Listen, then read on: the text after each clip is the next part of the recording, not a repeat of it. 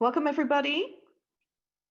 Hello. So welcome everybody for the first edition of the Rethinking the Workplace webinar series for 2021, hosted by the Great Indoors, which is powered by Taquet, the global flooring company. My name is Marjolein Verleg, and today we're welcoming back Hannah Nardini from WK Space in London. Hannah will share with us today her thoughts on what's next for the world of the office, based on her ambitious research of 169,000 respondents worldwide.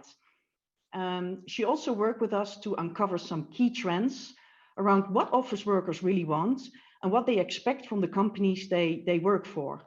If you have any questions during the session, please feel free to drop these in the chat box and we will address them at the end of the session. So over to you, Hannah. The floor is yours. Thank you very much. Right, I'm just going to share my screen with you.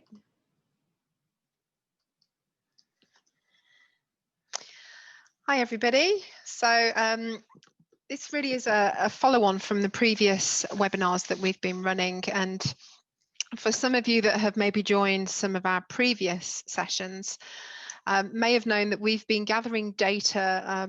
It's almost on a weekly basis. We started that on the 30th of March, and we're continuing it with a lot of regularity. So the data set that we're sharing with you today is actually from January of this year. So it actually closed on the 16th of January. So we do have a very up-to-date data set. We were just really interested to understand how the world of work was changing, particularly in light of the changing global situation that all of us find ourselves in. So the surveys that we've been running have actually gone globally. So we've been looking at multiple different continents. We're engaging with clients and have been over the past 10 months in 245 states around the world. Now, the data that we're going to be sharing with you today is actually split into 3 geographic regions. So the UK is one of them, which is very much where we're based. We have then focused on the Netherlands, and we've also looked at the United States. Now, you may be wondering why we are focused on the Netherlands and not Europe as a whole. What we've actually noticed when we look at the data sets for Europe is it's such a diverse set of information that we actually feel that combining this together and giving you averages is not really going to give you any reliability in the information. So when we reviewed in particular the past 6 months of data, we actually noticed that there was a dramatic pattern emerging within the Netherlands, and we wanted to perhaps share that with you because we felt it was changing a little bit more dramatically than some of the other countries. So what you see here in the data set is 3 very different, but also similar in some ways, data sets. And if there is anything more specific you want to know about a specific location, then please do let us know, because we do have a lot of data that sits behind this. So for those of you that were part of the webinar back in sort of August and September time when we ran them, this was one of the last slides that we shared. And it was very much built around the principle that old habits die hard. As a consultancy practice, we've probably been a little bit more skeptical about the long-term impact that this pandemic may have on change. Early days, there were loads of predictions that this is the death of the office, and we saw this surge of people suddenly getting rid of leases. There was then predictions that everybody's just going to work from home, and really the office isn't that valuable anymore, and we just weren't so sure, which was exactly the reason really why we started gathering data in the first place. Our habits are incredibly ingrained, and we've gone from one extreme to another extreme, and we're certainly not in what people describe as the new normal. It's certainly an abnormal situation for a lot of people. What we are seeing, and you'll notice this from the data set today, is a definite drive towards balance. And there's fortunately what has happened during this pandemic is the stigma relating to working from home has been broken. But the attention has turned. We're noticing now the conversations that we're having with our clients is more about, well, how do we operate a workplace that's inclusive? How do we make that virtual and in-person experience the same? But also comments like our culture and the morale has really started to weaken and decline the more we're apart. And what does that mean for our organisation? So maybe after all, there is some truth in this statement. So let's start looking at some of the data. If we look back in May 2020, There's 27% of people said that they were working more hours. If we look at the averages across these three regions, then you'll notice working more hours is a common feature in all three locations. It averages out at around 29%. So we have seen maybe a slight increase in the hours that people are working. In some organisations we're working with, there's as much as 57% of people working longer hours. We know what we've said from past webinars is the impact that can create on burnout and the increase that can trigger for stress levels. It's not a sustainable model, and it's something that we've always been very cautious about seeing. But there's a lot of similarities, and the way that people can answer this question is there were 18 different measures, and there was a positive and a negative, so there were opposites in all of the options, and we asked people to select which three statements were most true for them. So you'll notice that in the UK is one of the few locations that actually noted that they were feeling less stressed. Now, that's not to say that the pandemic's not taking its toll, and we do know that physical and mental well-being is on the decline for the majority of people. But particularly of note, it was just the fact on the balance of the majority. They felt that not having to do those long commutes or sit in endless traffic jams was one of the key reasons, and also the work-life balance that came with working more remotely was one of the reasons why they felt perhaps a little bit less stressed. We have noted, though, in the Netherlands in particular, more stress has been noted from some of the commentary around the setup at home not necessarily being good enough. Some people are in quite confined spaces and they're trying to work, and they've potentially got family members around them, so that can create perhaps issues. But also particularly noted was around the costs of working from home. There's perhaps more of a fear of the escalation of costs that are incurred by remote working. In the United States, we've noticed stress more directly correlated to the fact that you've just gone through significant civil and political unrest, and that's without a doubt been noted on how people are feeling. So we need to appreciate that that is there. But also, as a nation that maybe didn't work from home so regularly pre-pandemic, it's actually been a bigger culture shock to a lot of people, and actually being able to find mechanisms to find balance in their day-to-day lives, to have this actual separation between work and their personal lives. So that could be one of the reasons why perhaps we notice that more noted. Asking people more specifically there, what do you think has suffered for you the most? And again, there was a series of options that people could choose from. You'll notice there's a huge similarity between all of these locations on what the top 5 points were. But 47% within the UK mentioning mental well-being, and that is incredibly significant. I know that we obviously have a very harsh lockdown. There doesn't really appear to be an end in sight. People are generally across all locations frustrated. People are tired, and there's a craving to have some reality and go back to some normality of how things were. So there is an impact, as we noted, in all spaces. But in the US, we see obviously the balance in the work life. In particular, people comment around the fact that there's a lot less physical activity happening. But as we know, in all locations, people are having to cope with extended work hours, and we're seeing that virtual meetings are tending to fill people's diaries back to back, and the people are tending to work through lunch. They're working longer hours because of this. And that in itself is going to be creating more of a challenge around this ability to disconnect. But motivation appears as an issue again in all locations. And it really is because we just don't see an end. So we can't see how we're going to be released out of this. We don't know the date to work to. But UK and Netherlands in particular, we've noticed, particularly with lockdowns, we've kind of gone in and out, and we start to have some people go back to the office, then it reverts back. There's no certainty in anything. And it's actually been a consistent amount of churn and change that have been going through people's lives. Finances are also particularly mentioned. So we notice that across the US and the UK. If we look at the economies, obviously there's a lot of uncertainty with that. There's high redundancies, high levels of unemployment, but it's also noted that the costs of working remotely as well. That is also noted in all of the regions. And in the Netherlands was interesting about family relationships, and we asked more specific reasons behind this. And generally the commentary was around the fact that you're working in much smaller spaces, homeschooling children in some instances. It's almost like you're on top of each other.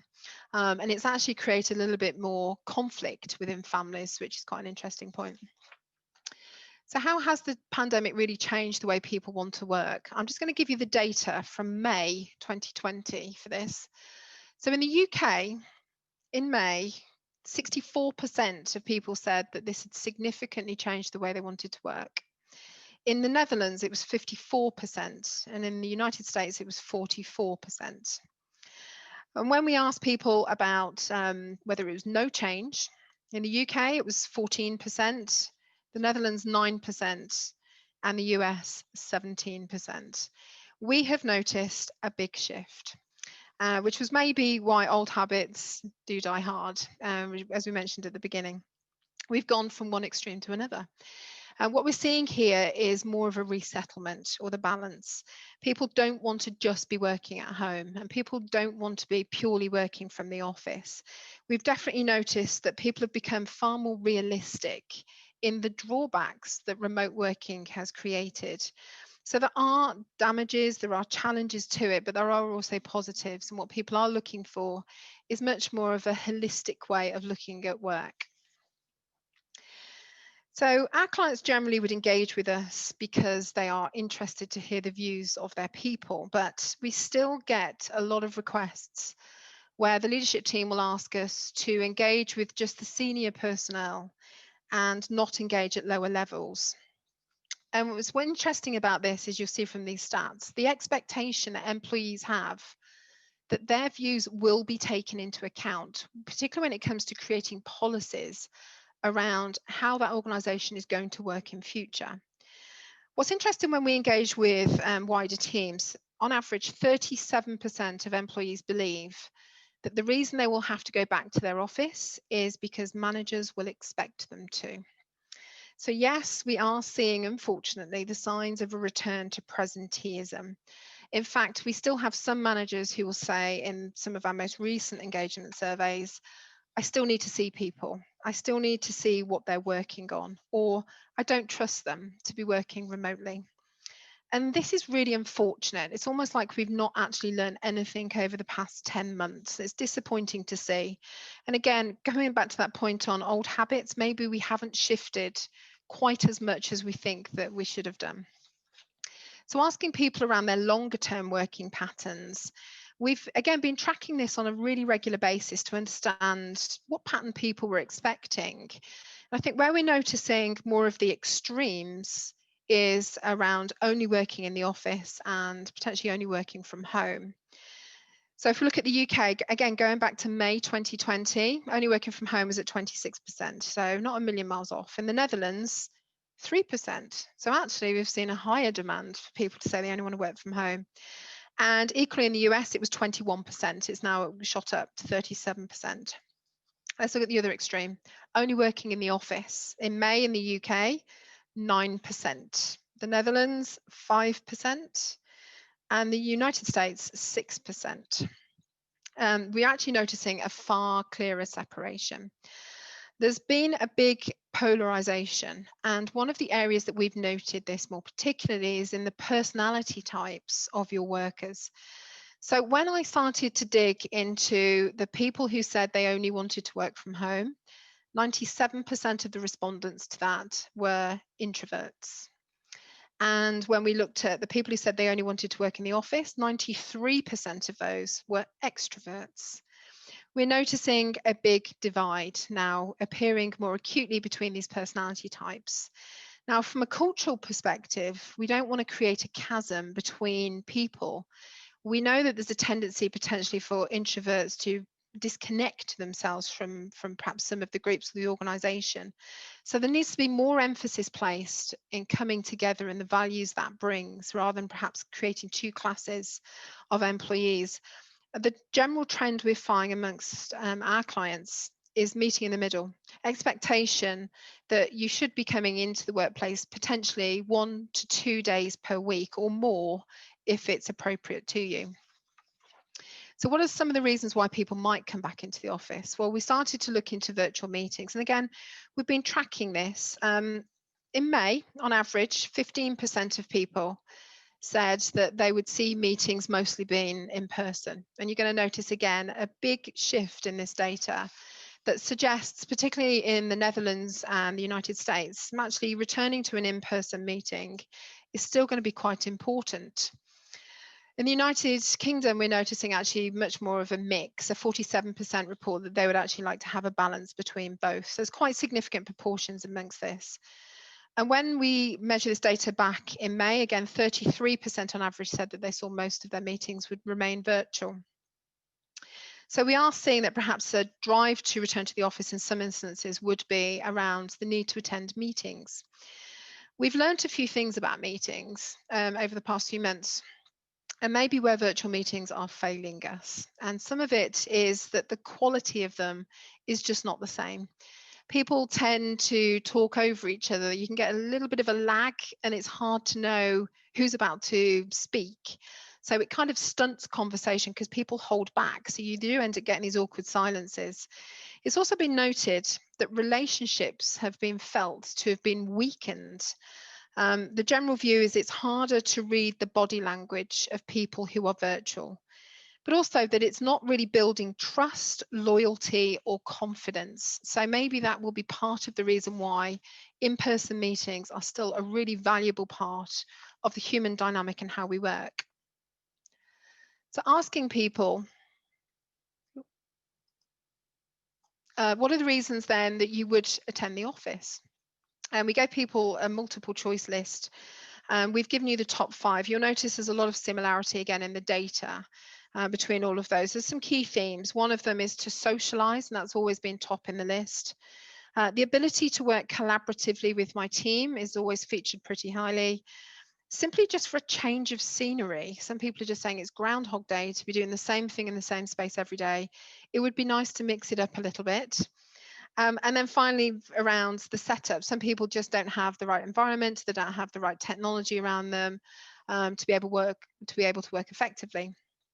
But the United Kingdom, 27% are saying it's to access files, and 37% in the United States to use a printer. It's really like we haven't learned anything over the past 10 months on coping without these things. And it would be really unfortunate to have a workplace that still has the demand for these types of facilities. This is an opportunity for us to really rethink how we use paper and how we use printing. And so it's an opportunity to perhaps look at the sustainability angle that comes into our workplace. So asking people about changing jobs. We've looked at a number of different subject matters, and I've actually found this was quite a surprise. Again, going back to when it was at its lowest was August 2020, and the average number of people who said they were considering changing jobs in the next 12 months was just 19%. Now what we're seeing is the number of people who are saying, yes, I will consider changing my job, and particularly high in the US at 41%. But also the number of people who are saying I'm keeping my options open was incredibly high. And these are people who are actually willing to see what is available. And we've noticed a big change here. If you are an employer on this call, it's a word of warning to look out. We know that attrition does come at a cost. So asking people more specifically, what might be the reasons you think that you will change job in future? More money. Is a consistent. You'll notice the top 2 in every location is exactly the same.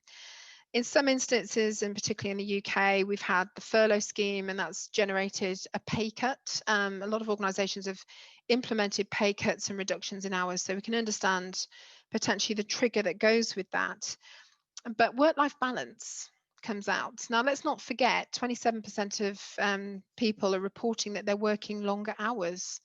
So this is something that really, as an employer, you need to start getting under control. If that's the potential trigger, you need to think about all of these measures that you are implementing in your workplace that will support people's work-life balance. And don't delay in doing that. This could cost you dearly in future. But now's the time to also be thinking about your remote working policy. What is that going to be? There's a lot of people telling us that they want to make life plans and they feel that their lives are on hold until their employer tells them a little bit more around what the strategy of remote working will be. So now's the time to really start thinking about this, engaging with your people and actually generating and communicating back what the overall plan is. Because you'll notice from this page here, we're asking people who have told us specifically in the survey that they are relocating. What are your main reasons for doing so? And a lot of it is triggered by actually wanting to have a better setup to work from home. So people are now kind of much more aware of the environment they're working in, and it's linked to their productivity, but also to their well-being.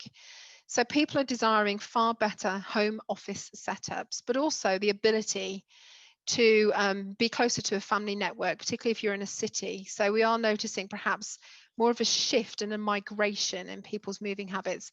And naturally, this is lending itself into the remote working policy. Is that going to enable people to still work for your organization, but geographically relocate where they're working from? So let's change tack slightly and let's think more about the environment. And I wanted to look at sustainability more specifically because from my own experience over the past few months, I suddenly felt like I should become more mindful of the impact that I have been making on the environment. And I just wanted to know whether I was representing the thinking of the majority. Now, we know that the pandemic has initially on the face of it had some positive, even short term, we know, impacts to the environment. But we wanted to understand from people's perspective, what's your general attitude and behaviour towards supporting the environment? So this is on a much wider scale. What's interesting here is in the UK and the Netherlands, and we tend to see the Netherlands much higher in the sustainability rankings, generally feel that, yes, I'm doing what I can, but there's always room for improvement in this. So we can definitely see opportunities. And in the United States, 53%, which was the majority of saying, actually, no, I'm already doing what I can. And what's interesting is when we look at the United Nations rankings on overall sustainability, and it was across 193 different nations, the Netherlands score 9th out of 193. So already doing incredibly well, but you'll notice the attitude is we could be doing more. The UK, 13th, which I was quite surprised at. And again, we could be doing more. The United States actually scores 31 out of 193. But the general view by the majority is I'm already doing everything I can. So maybe that's an area to perhaps be looking at. So we need to start thinking about what ways can we make more of an impact. So we asked people in a list of 24 different workplace measures, what in particular do you feel would make the most positive impact? And in the different measures, we were looking at a little bit more around workplace measures. Green travel has definitely come out pretty high on people's agenda. Not having to use cars, not having to necessarily do the commute in the first place. So the continuation of remote working. So these are perhaps some of the top trends in all locations. But it's interesting in the United States, actually, the impact that the workplace has was felt to perhaps be top of that agenda and could make the biggest difference to people. And in the Netherlands, it was around educating people, which we felt was quite interesting. So quite a diverse mix of how people felt. But we do notice that workplace recycling was coming out pretty high on people's agendas.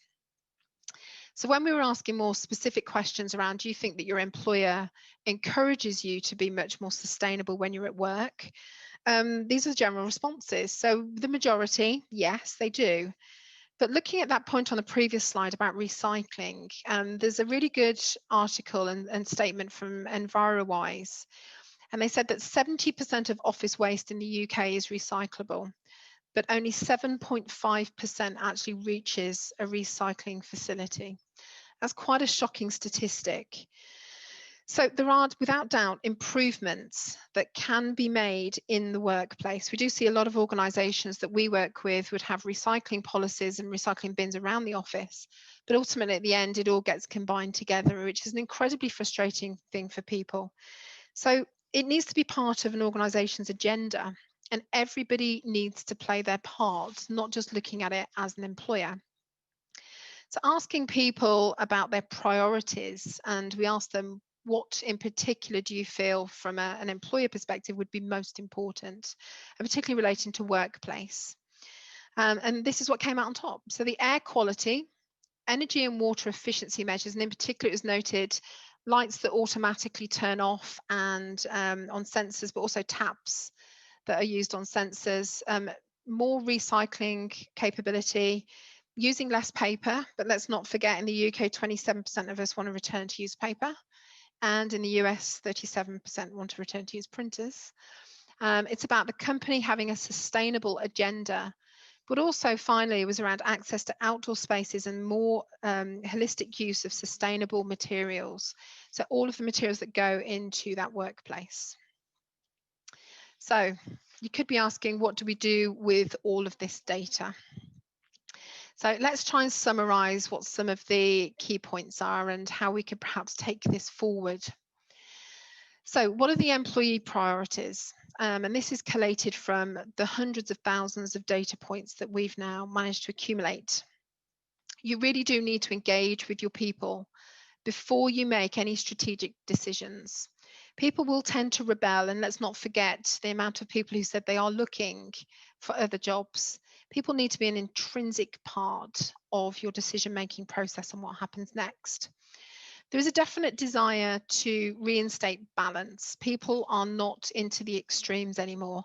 It's moving more towards the center. So people want to have a healthy balance of being able to work remotely, but also being able to have a physical presence in the workplace. And therefore, the desire to work remotely is still there, and this has never actually waned.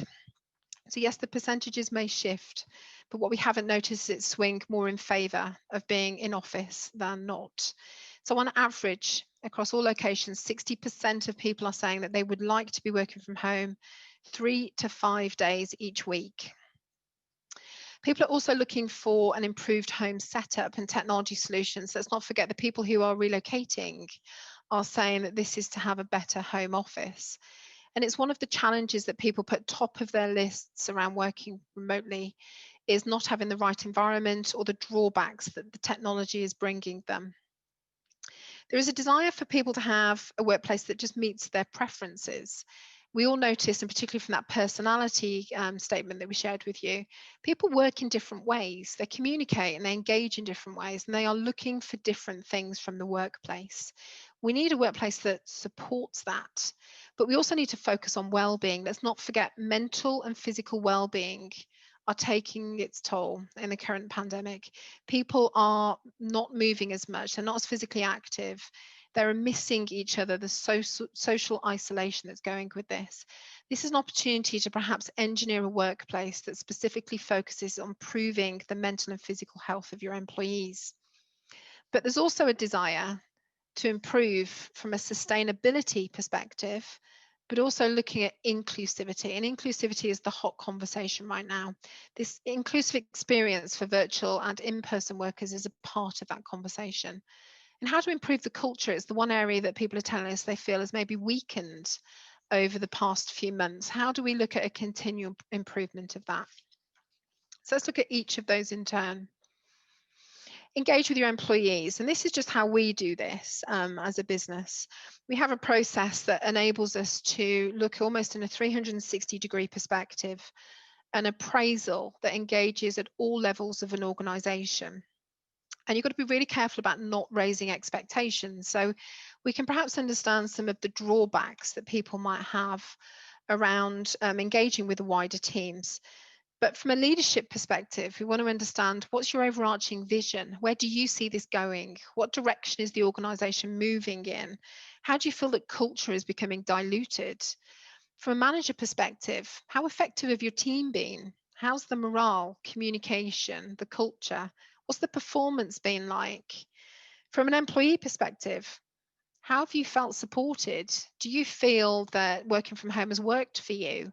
What are the reasons that you would return? What do you want the workplace to do for you? How would you like to work in future? But let's also look at it from a new starter perspective. If you are one of those businesses that had people join over the past 10 months, how have they integrated into your business without potentially ever meeting you in person or actually ever going into the workplace? That's a really important area to consider.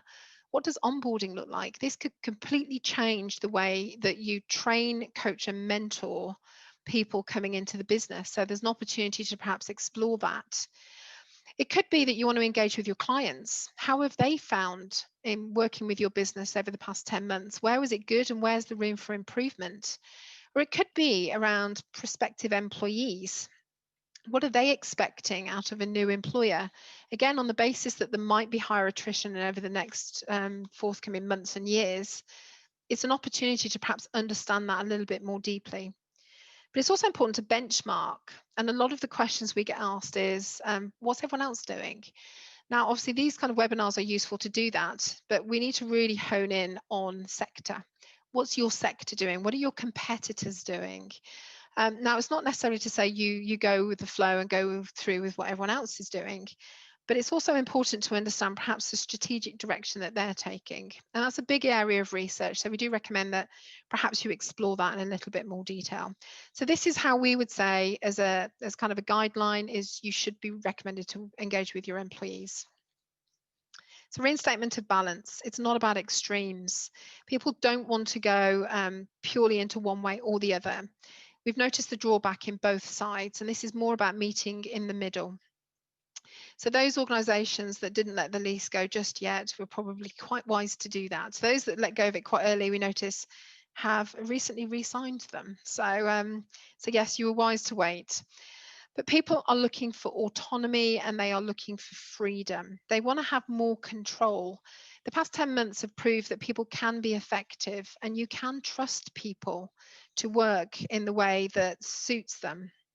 They will perform. It would be really bad to see a return to presenteeism. If the one thing we can learn from this experience is around breaking that, it's about outputs and not the hours physically sat in a chair or watching people to know that they're working. If we can change that, it's been a successful learning curve. But find ways now to bring hours under control. Think about all of the wellbeing measures as a business that you are introducing. Now is the time to do this and without delay. So put in some healthy habits. What are the core hours? What are the reasonable times that people should be responding to emails or maybe accepting meeting requests? Maybe you put in protocols that say we shouldn't be running meetings during lunch hours and actually encourage people to go and take a break. Or maybe if you're not sharing content in a meeting, you let people know in advance so that they can go for a walk whilst you're having your meeting. Try and think of all of the different ways that you can now help people bring their work life under control. This potentially, as we noted, was a trigger for attrition in future. People want the ability to work remotely. Now, this is obviously very much linked to the engagement surveys and studies to really understand what do your people need, but that will differ by team. So one team might need to require to have more in-person presence, whereas another team actually could be far more transient and work in a very geographically different way. We really need to understand that people are so different, and hopefully some of this data has reinforced that point with you. We are different. We want to work in different ways, but what do your people want? So it's really important that instead of using just general data and averages, we actually really start to focus on your specifics. What does the organization need and what do the individuals need? And how do we create a framework that meets in the middle and pulls these elements together? It's a big area now that people are starting to consider. What does it mean for us? A nice phrase that we're noticing come through is freedom within a framework. Rather than having that rigid formal policy that is quite inflexible, actually consider what are you looking to achieve and allow people some level of interpretation around that framework so that you allow the organization to flex as things change in future. But also give greater consideration to other things, the costs of working remotely. If as an employer, you are saving money on perhaps reducing your real estate, a lot of employees tell us that they feel there should be a representation of this fairly back to them. So for them, it's the costs of potentially enhancing Wi-Fi networks. It could be that they're having to use their own devices. Let's not forget, laptops are being used for extended hours. A lot of people report that they're wearing out or they're overheating. But we also notice a lot of businesses have a freeze on spending. So what platform are you allowing people to use their own devices? And what's your policy on that? How do you manage data security? What do your contracts look like with potential employees that you bring on board who are going to be working more remotely? What about supplying equipment? Obviously, there's a lot of tax implications with supplying equipment and what happens to it if somebody leaves an organization. There's a whole load of conversations and work streams that need to happen around these particular points. And again, a lot of people are saying, well, let's just wait and see what happens. There's no reason to do that. Now is the time to perhaps think on a bigger scale of what you want to achieve. People are wanting an improved home setup. and technology solution. This doesn't come without a cost though. So again, you may be saving money by offsetting in your real estate and encouraging people to spend, maybe it's 50% or more of their time working from home. But have you checked into the legal obligation that comes with that? So within the United Kingdom, if you are working from home remotely for 50% of your time or more, you should expect a setup that is as good as the one you would get if you were in the office. Are you meeting those particular needs? So some people have just given people a fund and said to just go out and buy what you need. But are people actually buying wisely? Are they getting the right equipment? Make sure that there is a roadmap. Let people know how do they get things enhanced or changed or replaced if things are wearing out. What we don't want to see is this sort of grumbling and this undercurrent of people saying, well, I've had to go out and purchase that for myself, and the company's not reimbursing me for that. But let's also think all of this new technology, some of you have probably recently immersed into Teams or other collaborative platforms. Again, a lot of the feedback we get from surveys is people saying that they still don't know the full functionality. So have you provided regular training on the software, anything new? Instead of allowing people to just learn at their own pace, actually consciously do reminders and coach them in how to get the best out of the technology. Some organizations are doing screensavers and changing the messaging just as prompts and reminders and useful tips. The other point that's quite interesting is adjustability of an environment. A lot of people have said that they've simply forgotten what healthy ergonomics is about. When you're in a workplace, it's in front of you all the time and you're just so familiar with it. You know pretty much where your monitor is most comfortable or how you should be sitting or maybe the height that your chair should be at. A lot of people have told us that they've just simply forgotten how to adjust their environment. Is this an opportunity for you to perhaps put in place some coaching around simple ergonomics and making sure that people are staying physically healthy? A workplace that meets preferences and well-being. So what's the role of your office going to be? We've identified socializing, collaborative working, change of scenery, but also meetings as some of the key reasons. In fact, one of the key narratives that's always stuck out in our research is a comment that someone said, why would I spend an hour commuting each way just to simply sit behind a desk? And that's an important consideration. The majority of your space is probably allocated to desking, and we're likely to see less demand for those types of environments. Now, yes, without a doubt, Open Plan provides us with collaborative spaces, but we also need to think about the other spaces that you don't have, and the spaces that will support the needs that people have when they do come into the office. So what are your social spaces like? We often find that they've been compromised over the years in favour of adding in more desks. Now's the time to reinstate them back in. Think about the reason why people will come together. So provide spaces where people can eat and dine. We're seeing a definite trend towards catering environments. So people come together generally around food. So what are you doing to perhaps consider that? Or decent coffee. So we're seeing baristas become a little bit more of a trend. Think about the well-being measures. So we're seeing a lot more access to exercise spaces or meeting rooms that can be cleared out and used for events out of hours. We're seeing rooms that are set up for counselling. So you can go in and you can either virtually or in person be able to connect with another person to get specific and dedicated support. So think about how this is actually embraced in the workplace, but also spaces that you can relax, spaces away from technology. So this kind of decompression spaces are becoming important. Give people freedom. What we don't want to do is say to people that we trust you when you are outside of the office, but when you're in, you need to fix yourself down to one spot. Let's free people up entirely. So let's allow them to choose where they are working. So if they're in the office, they need to choose a space that's more appropriate for the task they're performing. And we know that Open Plan is not necessarily it. So think about the need for privacy, the rise of more virtual meetings. How are they going to be hosted? Think about challenging meeting conventions. They're not all private. They don't always need to be done in a room. There is an opportunity to perhaps introduce other types of environments and spaces that people could use. And you have this luxury of time right now. So at the moment, people are pretty much working from home and will continue to do so for probably a good part of this year. So are there maybe pilots that you could consider introducing? That could be around behaviors. It could be things that you can test with people remote. But if you are cautious or maybe risk averse around what the long term looks like, consider perhaps running more of a pilot in your physical environment.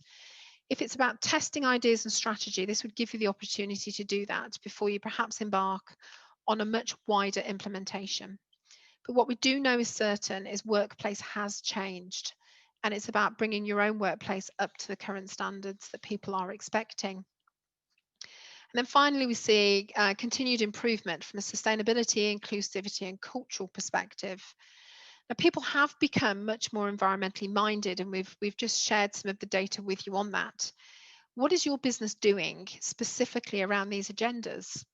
So it needs to be part of your cultural narrative, and make sure it's part of your values. And not only that, but this is clearly communicated. What are your targets? Everybody plays a part, don't forget. So make sure that people are actively working towards this. But the culture of inclusivity. So we mentioned that this is a hot topic and around that virtual versus in-person meeting experience, for example, or working experience. We have some organizations saying that if anybody is dialing in virtually, then everybody dials in virtually, regardless of whether a majority of you are actually sat in the office. Or it may be that you need to enhance the technology you're using. That means that you have an inclusive experience when you do have in-person attendees in a meeting. So there's a number of different products that have the 360-degree cameras that allow you to perhaps look at the face of the person that's talking. We wouldn't want this fear of missing out or feeling disconnected or disengaged in meetings to drive back the presenteeism culture that we're starting to see signs of creeping back in. So now is the opportunity to think about, as an organization, what are you going to do to make sure that you have an inclusive experience? But also role model. If you are a leader or a manager, what habits and practices and behaviors do you want to see your teams replicating? Now is the time to perhaps consider the things that you do. So if you're saying to people, take a break, but you schedule meetings over lunch hours, you're not necessarily lining what you say and what you do. So now start to think about perhaps some of those subtle things that you may be doing that may be perhaps driving some of the negative behaviors that have started to emerge. So my final slide, you'll be glad to know before we go into questions. There's a really good statement we found is the most effective way to do it is to do it. And there's so many people who are just saying, let's wait and see what happens. And you really are missing the opportunity if you do that. Things have changed without a doubt. And we need to decide as a business, what have you learned from this experience? What do you want to achieve? And what in particular do you want to change? And you just need to make a proactive decision to go for it. So do your research, don't guess, but engage with your people, really build your strategy around the needs of your people. But now is the time to be acting. Thank you very much. Thank you, Hannah. Very insightful indeed. We do have a couple of questions. So the first one is, are there any differences in splits between working from home versus working from the office in terms of age? Oh, yes, that's a really interesting question. So yes, there is. And we've noted that the baby boomer generation, so this tends to be, if we look at this in general terms, 50 plus, so let's say 50 plus is the boom generation, generally like to have a clearer separation between work and their personal life. They're also the cohort that tell us they would prefer to have meetings in person, because if you think about how many years they've spent doing things, that is a very ingrained habit. So what we like to see as a generation, their desire to return to the office is a lot higher. They're also a generation that have started to plan their retirement. So also be mindful of the change that will come in that group. And the other generation similar to that is the youngest of generations, which is Gen Z. So these are the newest of the generations, and particularly as well, the younger part of the millennials. So we're looking at anything from kind of 18 to potentially up to 30. And these, as a generational group, typically find that working is part of their social lives. So a lot of their friendship circles have been built around the people that they're working with, and they would like to return back to that. But it's also part of their osmosis learning, just being around other people, that professional development. And added to that, they tend to be the groups that have the worst of the setups at home. So there Yeah. may be flat sharing, or they don't really have a work environment, so they're sat working in their bedrooms all the time. And these are also the people who say, actually, I would be most effective being back in the office. And you'll probably find if you've reopened your office at any point, you might find that the majority of people who've returned are within those two age groups. The groups that sit in the middle, so kind of the remaining part of the millennials and the Generation X, which kind of that group sandwiched right between the middle, generally are at the point in life where there are more family responsibilities. So work-life balance takes greater precedence. And they're the generations that are saying, actually, I do want to work from home more, but I also want to have that break away from it all the time. So they're the ones who are perhaps likely to have more of a balanced approach to workplace. Okay, thanks. Another question, are there clients asking for different spaces now, or are they holding back still? If so, what's the difference? So yeah, we do have a split. There are clients who are engaging with people and we go through this process, but then say, I'm going to hold off making my decisions right now. Because for them, maybe the feeling that things are still in shift and in turmoil and changing, so therefore they don't want to commit too much. Happily, the majority of clients we are engaged with, though, are making active decisions. So we've seen desk sharing ratios being pushed much more to their extreme. So in some instances, we're seeing pre-COVID, that was potentially 0.7 desks per person, changed to 0.3 desks per person, or maybe 0.4. Depending on kind of the data more specific to them. So we're definitely seeing a significant reduction in open plan spaces, but we're seeing a big increase in cafes and collaborative spaces. So these environments where people can just come together as a sense of community is becoming the dominant part of the workplace. And off that would be loads of other types of spaces that allow you to drop in and out of meetings or have virtual meetings, to make a phone call that's private, access to private workspaces around it. So we're definitely seeing the shift in the types of environments that people want. Okay, that was it for the questions. Obviously, we had a lot of questions about revisiting the webinar and downloading your presentation. Everybody who's present at the call will receive an email with a download link after this webinar. So thank you very much, Hannah. No And problem at all. thank you all for joining us today. Like I said, you can revisit the webinar and download the slideshows on the Great Indoor platform. And we hope to see you back next month for a new webinar around rethinking the workplace. Thank you very much. Thank you.